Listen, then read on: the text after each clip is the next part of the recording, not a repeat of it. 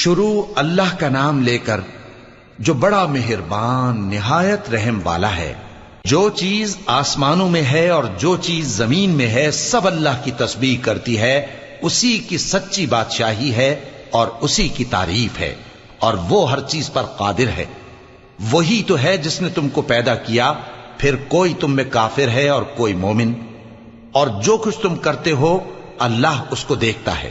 اسی نے آسمانوں اور زمین کو حکمت سے پیدا کیا، اور اسی نے تمہاری صورتیں بنائیں اور صورتیں بھی اچھی بنائیں، اور اسی کی طرف تمہیں لوٹ کر جانا ہے۔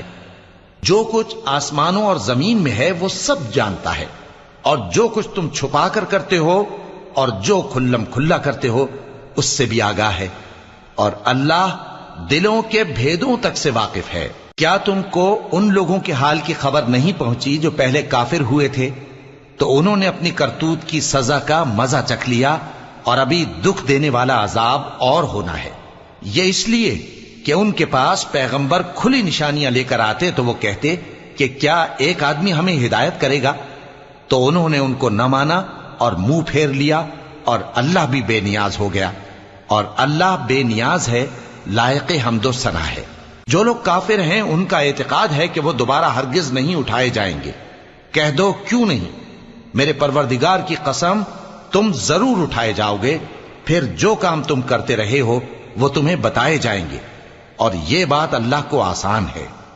تو اللہ پر اور اس کے رسول صلی اللہ علیہ وآلہ وسلم پر اور اس نور یعنی قرآن پر جو ہم نے نازل فرمایا ہے ایمان لاؤ، اور اللہ تمہارے سب اعمال سے خبردار ہے۔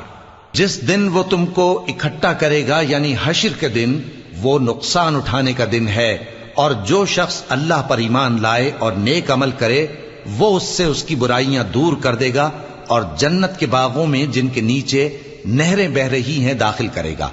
وہ ہمیشہ ہمیشہ ان میں رہیں گے، یہی بڑی کامیابی ہے۔ اور جنہوں نے کفر کیا اور ہماری آیتوں کو جھٹلایا وہی اہل دوزخ ہیں کہ ہمیشہ اس میں رہیں گے، اور وہ بری جگہ ہے۔